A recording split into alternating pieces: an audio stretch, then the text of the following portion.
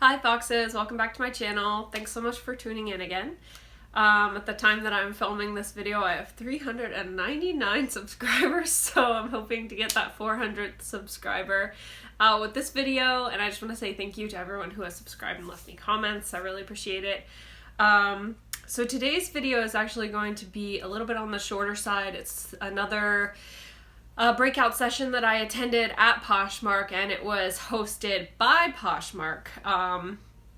So there were no guest speakers. It was a PowerPoint presentation and then the Poshmark folks talking about Posh Markets. So it was basically about successful selling in Posh Markets. They went over men's, and within that the kicks market, and they went over the home market, and they went over the luxury market.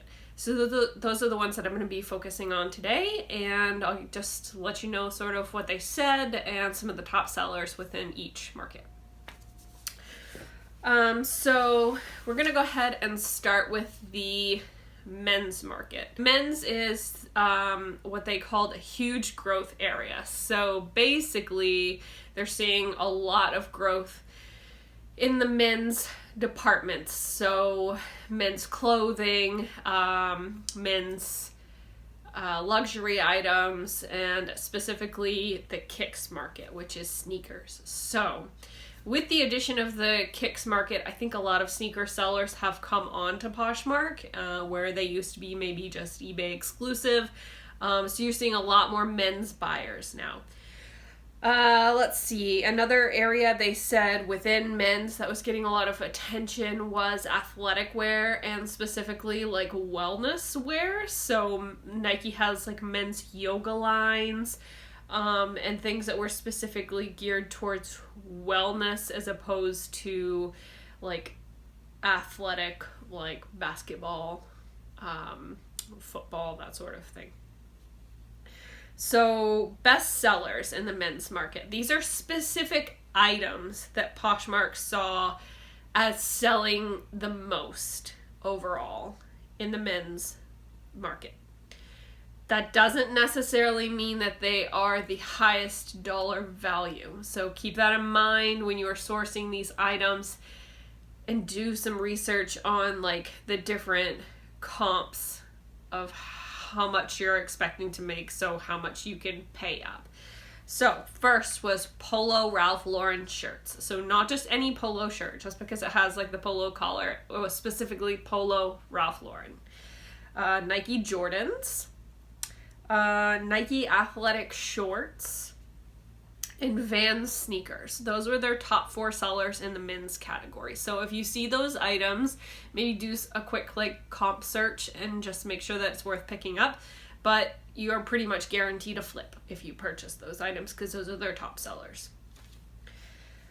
You also want to pay attention to the dollar value that you're listing your item as to get into specific markets. Like the men's kicks market, you can't get into that market unless it's priced at $100 or more. So if you're listing a pair of Nike sneakers and you're going to list them at $85, they're not going to be in the kicks market. So maybe consider listing them at $100 and just knowing that you're overpricing them and you can take better offers. But you're going to get more exposure if you're in that kicks market than you would if you just listed them for less. Now, I'm not saying list a pair of like $35 value Nikes for $100 just so you can get in the market, but I just want you to know that there's a threshold of $100 to be in the men's kicks market and $50 to be in the women's kicks market.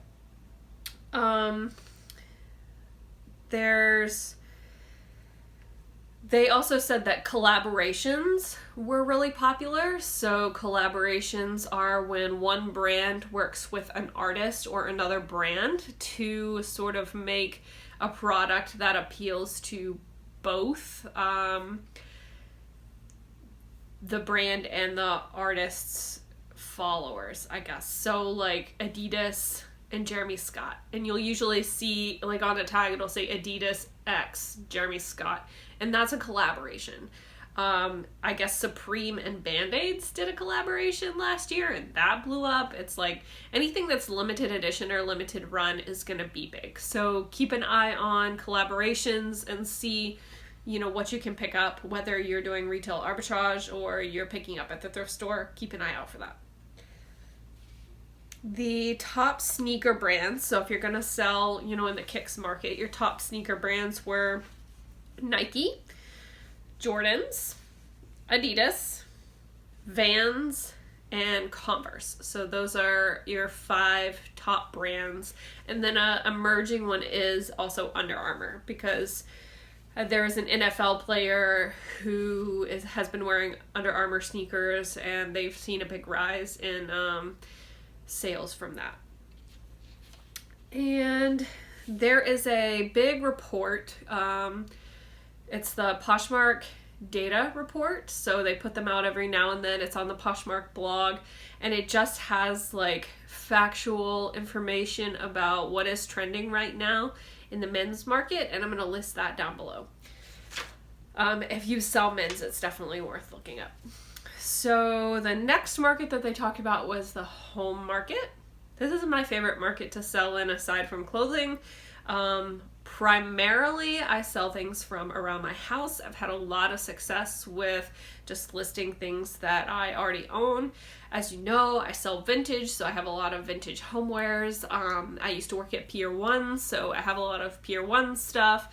And then just like ModCloth and like trendier, cute homewares that go along with my aesthetic. And I've actually had pretty good luck selling them. So it is the fastest growing category, well, industry in e-commerce. But you're talking about sites like Overstock.com, Wayfair. You've got people breaking in like Pottery Barn, Crate and Barrel, West Elm. You know, Pier 1 has an online site now. When I worked for them, they did not sell online. So, you know, World Market, you've got all these different brands that are breaking into the home market. And maybe they've just been retail stores before, but now they sell online as well. And with that sort of like free shipping introduction that a lot of companies are doing, people don't feel as limited to having to go out and buy large items. They can have them ordered and shipped. There's a rise in eco-friendly decor, so you want to look for keywords like driftwood, moss, handcrafted, modern. Those are some of the like keywords that are really trending in the home decor sector. So if you are looking to get into selling home decor, I recommend, you know, going to the, let's say, Pottery Barn website, or going to like World Market website or Pier 1 and just looking to see what kind of keywords they're using. Not necessarily the items even, but just the keywords. That way when you go out, you can find your own iterations of those same keywords, and you know what keywords to use when you're listing in the home department. So their top brands on Poshmark in the home market are West Elm, Pottery Barn, the Citizenry, which I had never heard of before, Pier 1, and Vintage. And their top items, again, I would like to reiterate that this doesn't necessarily mean like top dollar selling. It's top sold quantity. So Bath and Body Works candles, Anthropologie pillows, and then they specified that they see a lot of searches with the keywords textured linen and velvet. Ray Dunn and Starbucks mugs, you know, you may hate them, but they're selling. Pier 1 statement accents, and specifically they said the keywords gold and natural wood were both selling well. And so that's sort of it for the home market. I do have a little bit of experience selling in the home market, and I was thinking about doing a video about like what types of items to pick up, what to look for, how to take your cover shots, because Poshmark did say that they were seeing that styled cover shots were doing really well as opposed to people who just like put the item on a white background. So if you are interested in seeing that kind of video, leave me a comment down below and just let me know. And the last one and this is not really my wheelhouse, and they didn't go into a lot of specifics, I think because luxury is not necessarily something that you can like source easily. It's not the same as sourcing like thrifted goods. You're not gonna find like Chanel bags all the time, so they had like less of a focus on this, I think. But they said that trends within the luxury market, they're seeing an increased commitment to sustainability. So a lot of brands are using like reclaimed leather or you know, safely farmed leather or whatever. And that was a trend. And some of the emerging brands in the luxury market were Supreme, Off-White, and Ami, A-M-I. Those were on the up and up, so if you happen to see those while you're out, definitely pick them up. Make sure it's not fake.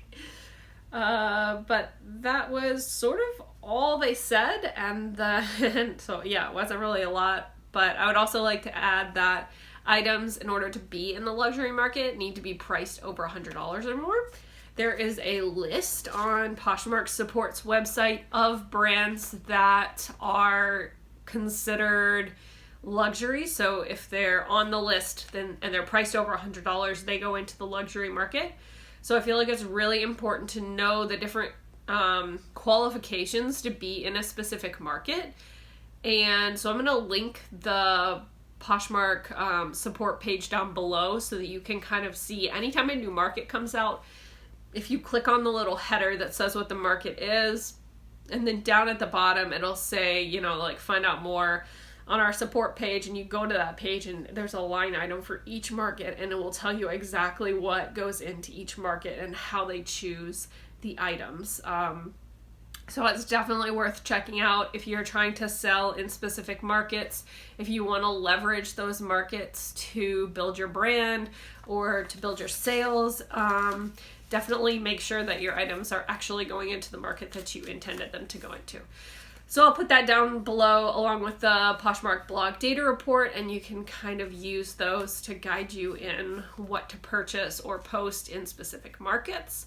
I will say personally, since they introduced markets, I've seen a huge uptick in how quickly my maternity clothing sells. So as long as it's specifically marked size maternity, it shows up in the maternity market, and they are getting so many more likes, even if it's not a brand that's like traditional maternity, because people who are pregnant can turn on that they're only looking for maternity items. I've just seen like a explosion in how many likes my items get, and dresses are really popular. I've been able to sell, you know, motherhood maternity or H&M maternity or Gap maternity dresses for like upwards in the $30-$35 mark, so that's really good, especially if you can find them at the thrift or the bins, or you have them from your previous pregnancies. Definitely look into listing in the maternity market, because it has really exploded since they added that option to sort of like allow pregnant women to filter out only maternity items. So that's all I've got for you today. I hope this video was worthwhile. Again, this was another session that I went to at Poshfest. It was hosted by Poshfest, so these numbers and like lists are all directly from Poshmark themselves. And yeah, I hope it was worth it for you to watch. Leave me a comment down below. Let me know if you liked it. My last video in the Poshfest series is going to be the other breakout session that I went to, which was Instagramming for your Poshmark closet. And then we'll be done with the series, so we'll move on to some other educational stuff. So thank you so much for watching, and I hope you have a great week. Bye!